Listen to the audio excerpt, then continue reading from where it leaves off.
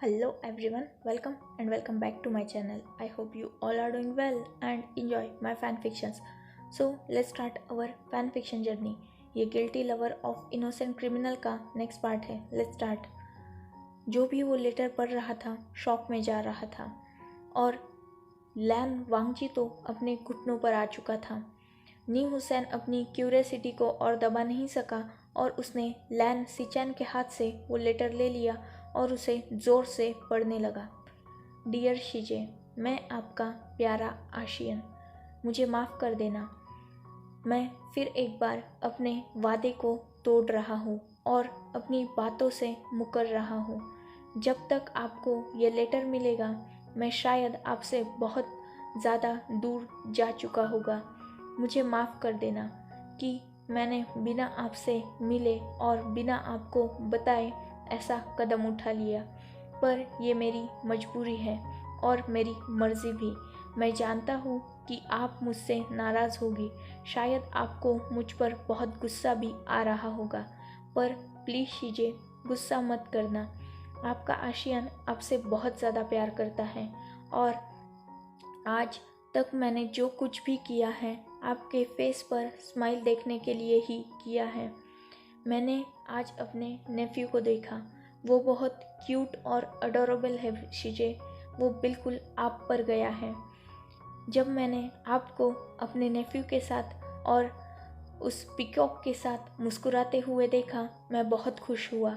मैं फाइनली उस मिशन में सक्सेसफुल हुआ जो मैं बचपन से करना चाहता था. फाइनली मेरे शीजे के फेस पर वही रियल और पुरानी वाली जेन्युइन स्माइल थी जिसे देखकर मैं आज सब कुछ भूल गया, अपने सारे दर्द और पुराने ज़ख्मों को भी. मैं बहुत खुश हूँ शीजे, आपको और मेरे नेफ्यू को उस पिकॉक के साथ खुश देखकर. भले ही वो पिकॉक मुझे ज़्यादा पसंद नहीं आता, पर फिर भी मैं बहुत खुश हूँ ये बात जानकर कि वो आपको खुश रखता है और आपके साथ अच्छा बर्ताव भी करता है. एटलीस्ट वो उस मेंग्याओ की तरह घटिया इंसान नहीं है और आपकी बहुत रिस्पेक्ट करता है. जो कुछ भी हुआ उसे भूल जाना शीजे. मेंग्याओ को भी, उस हादसे को भी, उस दिन को भी और हो सके तो मुझे भी. जो कुछ भी उस दिन हुआ वो सब मैंने किया था और ये बात हमेशा याद रखना, किसी को कुछ भी बताने की ज़रूरत नहीं है. जो वादा आपने मुझसे किया था उसे हमेशा ज़िंदगी भर निभाना शीजे, यही आपके आशियन की लास्ट विश है. वैसे भी मैंने जो कुछ भी किया उसका मुझे कभी भी कोई रिग्रेट नहीं है, बल्कि मैं तो बहुत खुश हूँ. आप शायद नहीं जानती शीजे, पर वो मेंग्याओ बहुत घटिया इंसान था. उसने एक और इनोसेंट पर्सन को भी ट्रैप किया था और वो उसे मारने भी वाला था. हमने उसे भी बचा लिया है. उस पर्सन को भी बचाने में हम सक्सेसफुल रहे. मैंने उस पर्सन को कभी देखा तो नहीं, पर उसके बारे में बहुत सुना है. मैंने सुना है कि उसकी स्माइल बहुत खूबसूरत है और शायद उसकी स्माइल वर्ल्ड की मोस्ट ब्यूटीफुल स्माइल भी है, पर मैंने कभी देखी नहीं. पर मुझे तो आपकी स्माइल सबसे ज़्यादा पसंद है और आप जानती हैं उसके पास भी एक प्रोटेक्टिंग शील्ड है, बिल्कुल आपकी तरह. जैसे मैं आपको बहुत प्यार करता हूँ और हमेशा आपको प्रोटेक्ट करना चाहता हूँ, वैसे उस इंसान के पास भी एक ऐसा पर्सन है जो उससे बहुत प्यार करता है और हमेशा उसे बचाना चाहता है. वो इंसान भी उस पर्सन के लिए कुछ भी कर सकता है और वो पर्सन कोई और नहीं शीजे, मेरा हस्बैंड है. हाँ शीजे, मैंने शादी कर ली. 1 साल पहले ही मैंने एक बहुत अच्छे इंसान से शादी कर ली और मेरा हस्बैंड मुझसे बहुत ज़्यादा प्यार करता है. मैंने मेंग्याउस को मारकर उसी के ब्रदर को भी प्रोटेक्ट किया है ना शीजे. मैंने मेंग्याओ को मारा है. मेरा हस्बैंड भी अपने ब्रदर से बहुत ज़्यादा प्यार करता है और मेंग्याओ को बस उसके कर्मों की सज़ा मिली है। वो मरना डिज़र्व करता था शीजे, और मैंने उसे मारकर कोई भी गलत नहीं किया। मेंग्याओ को मैंने मारा है, ये बात हमेशा याद रखना शीजे। और हो सके तो कुछ भी याद रखने की ज़रूरत भी नहीं है, सब कुछ भूल जाना, मुझे भी, मेंग्याओ को भी और उस दिन को भी, और हमेशा अपनी लाइफ में खुश रहना। कभी अगर मैं याद भी आऊँ तो हमेशा मुस्कुराना, कभी भी रोना मत, अपने आँखों में आंसू कभी मत आने देना, कभी भी गिल्टी फील मत करना, और किसी को भी सच्चाई बताने की कोई ज़रूरत नहीं है, सब कुछ भूल जाना।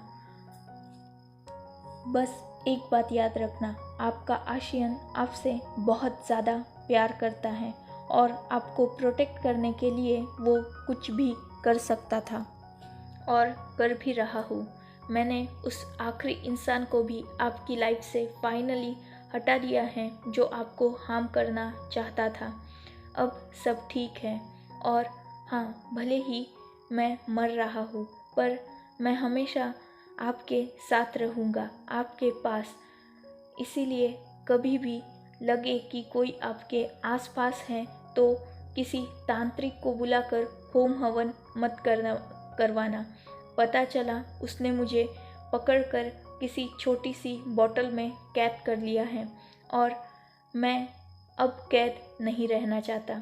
वैसे भी उस छोटी सी बोतल में मैं कैसे फिट बैठूंगा शीजे, मैं तो इतना सा बड़ा हूँ, और वैसे मुझे कैद रहना पसंद नहीं है। आप तो जानती है ना मेरा नेचर, मुझे उछलना कूदना खेलना ज़्यादा पसंद है। इसीलिए गलती से भी किसी तांत्रिक को बुलवाकर मुझे किसी छोटी बोतल में कैद मत करवाना। होपफुली इस छोटे से बकवास जोक के ज़रिए ही आपके फेस पर एक छोटी सी स्माइल आ चुकी होगी। ऐसे ही हमेशा स्माइल करते रहिएगा शीजे। और इस लेटर को भी मेरी याद के तौर पर अपने पास मत रखना, तुरंत इसे जला देना, और हमेशा खुश रहना, मुस्कुराते रहना, किसी को कुछ भी मत बताना, और हो सके तो अपने आशियन को भी भूल जाना। ये मेरी लास्ट विश है।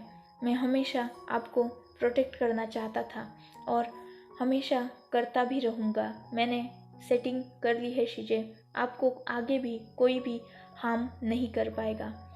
लास्ट गुड बाय शीजे, कीप स्माइलिंग। और उसके आगे एक छोटा सा स्माइली बना हुआ था, नीचे यूअर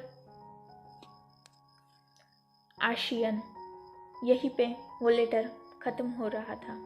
जिस दो पर्सन का इस लेटर में जिक्र हुआ था वो लान वांगजी और उसका ब्रदर लान सिचान था।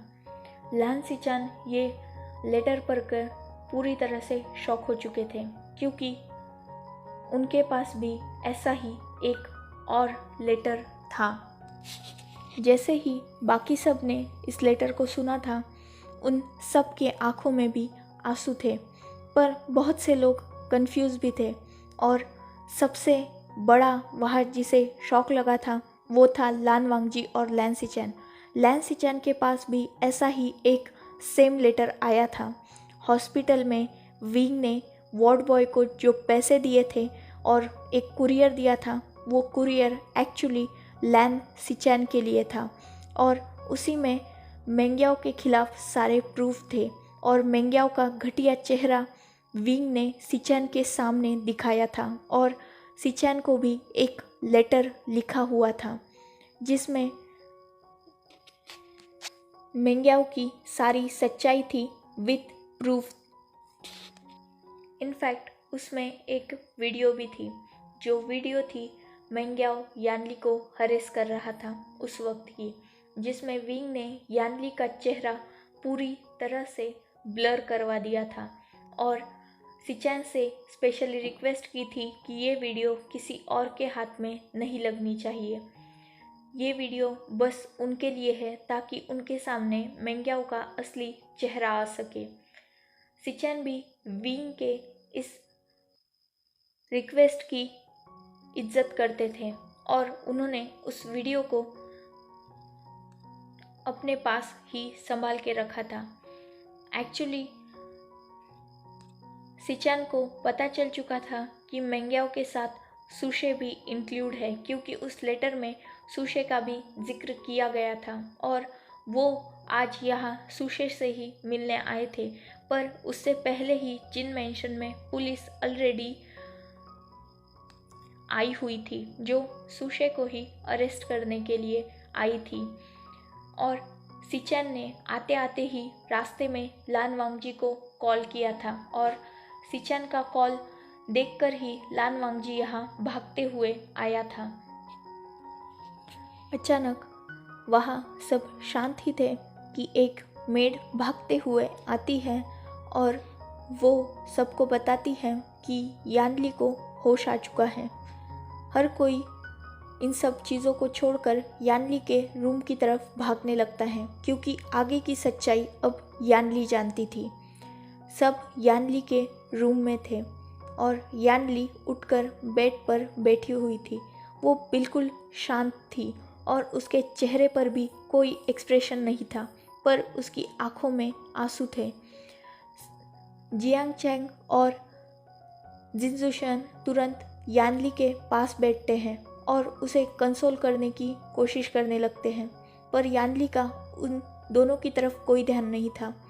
वो लान वांगजी की तरफ देखती है और उसकी तरफ देखते हुए एक टूटे आवाज़ के साथ कहती हैं, क्या सच में मेरा आशियन मर चुका है? लान वांगजी यानली की तरफ देखता है और जस्ट अपना हेड नोट करता है। यानली बहुत बुरी तरीके से रोने लगती है और वो खुद को ही ब्लेम करने लगती है विंग की मौत के लिए। किसी को भी कुछ समझ में नहीं आ रहा था। विंग का वो लेटर और अब यानली का ऐसा बर्ताव। यानली बार बार एक ही सेंटेंस दोहरा रही थी, आशियन की मौत मेरी वजह से हुई है, मैंने किया था सब कुछ और सज़ा उसने भुगती। यानली यही सेंटेंस दोहरा रही थी। किसी को भी इस सेंटेंस का मतलब समझ में नहीं आ रहा था। जियांग चैंग यानली को अपने गले से लगाता है और थोड़ा शांत करने की कोशिश करते हुए कहता है, शीशे आपका क्या मतलब है और आप ये क्या कह रही है? तब यानली जियांग चैंग को अपने आप से दूर करती है और उस बेड से खड़ी हो जाती है और उन सब की तरफ देखते हुए कहती है, मेंग्याओ को मैंने मारा था और उसने सज़ा भुगती। ये बात सुनकर वहाँ हर कोई शॉक हो चुका था, क्योंकि जब मेंग्याओ की लाश मिली थी तब यानली बाथरूम में बंद थी और विंग के हाथ में कैंडल स्टैंड था, जिसका मतलब ये साफ था कि विंग ने मेंग्याओ को मारा है।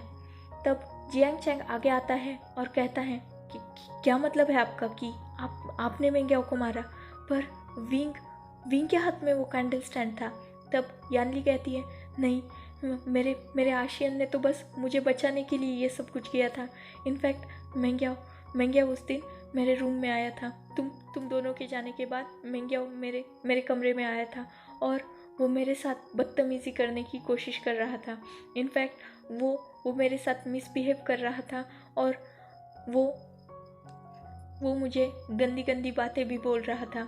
और तब मैंने खुद को बचाने के लिए उसे कैंडल स्टैंड मार दिया, पर तभी आशियन न जाने कैसे उस रूम में एंटर हो चुका था। एक्चुअली आशियन तो उस दिन तुम्हारे साथ ही बाहर चला गया था, पर शायद वो वापस आ चुका था और उसने जब रूम से चीज़ें टूटने की आवाज़ सुनी तो वो सीधा न जाने कैसे डोर को ओपन करके अंदर आ गया और तब तक मैंने मेंग्याओ को उस कैंडल स्टैंड से मार दिया था। और जब आशियन ने ये देखा तो वो भागते हुए मेरे पास आया और उस कैंडल स्टैंड को मेरे हाथ से छीन लिया और उसने मुझे उस वॉशरूम में बंद कर दिया था। मैंने बहुत कोशिश की ओपन करने की, पर वो ओपन ही नहीं कर रहा था। और जब तुम लोग आए तो तुमने विंग के हाथ में वो कैंडल स्टैंड देखा और सबको लगा कि विंग ने ही मेंग्याओ को मार दिया। पर मैंने सबको बताने की कोशिश की थी, पर मेरे मेरे आशियन ने मुझे चुप करवा दिया और कहा कि किसी को कुछ भी बताने की ज़रूरत नहीं है। इनफैक्ट उसने उसने मुझसे वादा लिया था कि किसी को भी कुछ भी पता नहीं चलना चाहिए, वरना वो मुझसे कभी बात नहीं करेगा और मुझसे दूर हो जाएगा।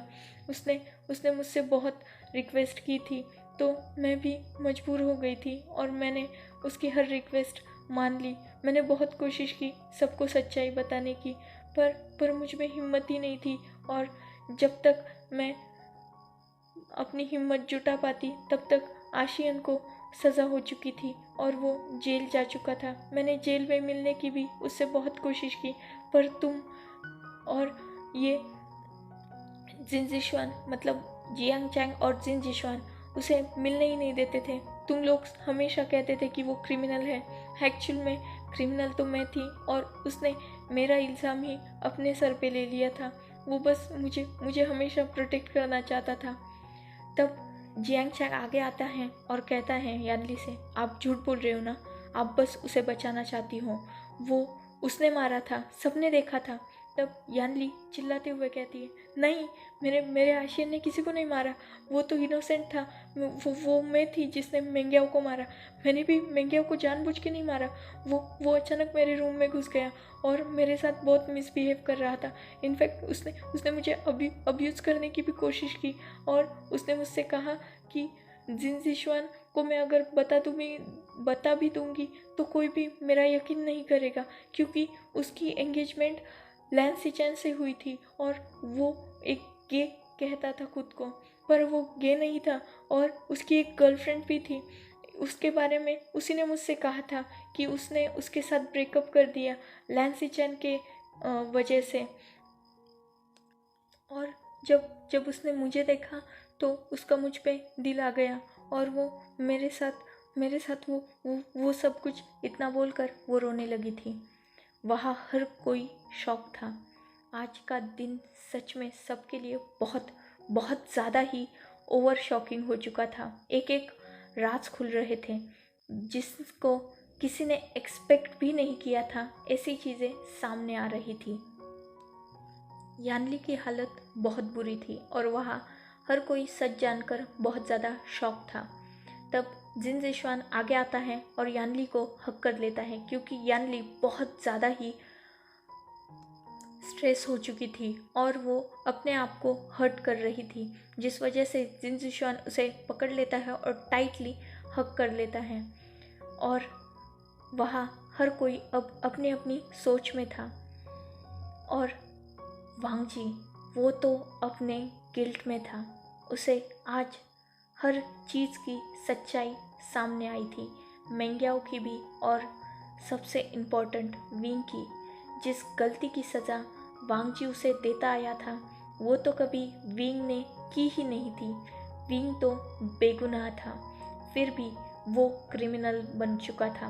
वो एक इनोसेंट क्रिमिनल बन चुका था और वांग जी रियल मायने में विंग का गुनहगार था।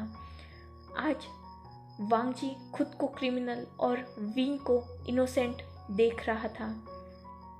वहाँ हर कोई गिल्टी था, क्योंकि सब ने विंग को बहुत ज़्यादा ह्यूमिलिएट किया था। उस 14 साल के बच्चे को हर किसी ने क्रिटिसाइज़ किया था, उसे बुरा भला कहा था और उसका साथ उस वक्त छोड़ दिया था जब उसे सबकी बहुत ज़्यादा ज़रूरत थी, खासकर जियांग फैमिली ने। जियांग फैमिली तो विंग की खुद की फैमिली थी, अडॉप्टेड ही सही, पर वो उसकी खुद की फैमिली थी। और जियांग यानली को ही बचाने के लिए तो विंग ने मेंग्याओ को मारा था, पर जब जियांग की विंग को सबसे ज़्यादा ज़रूरत थी, पर तब उसके पास जियांग्स में से कोई भी नहीं था।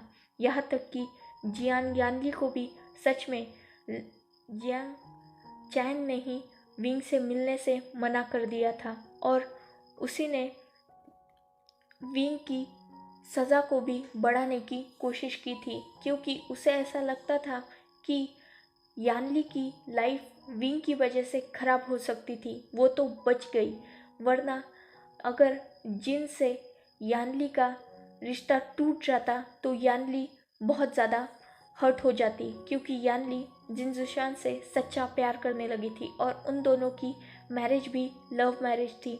इसीलिए जियांग शैंग विंग पर बहुत गुस्सा किया करता था, क्योंकि उसे ऐसा लगता था कि विंग उसकी शीजे की लाइफ बर्बाद करना चाहता था, जो कैसे तो भी बच चुकी थी और यानली की शादी जिन जुशान से हो चुकी थी।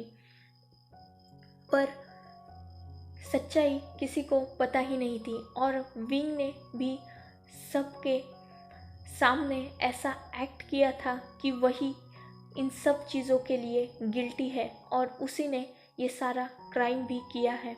उसने कभी भी खुद की इनोसेंस को प्रूव करने की कोशिश ही नहीं की, क्योंकि वो खुद ही यानली को बचाना चाहता था, जिस वजह से उसने कभी खुद को इनोसेंट प्रूव ही नहीं किया, ना वो करना चाहता था। इनफैक्ट वो आज भी मरते वक्त भी सबको, अपनी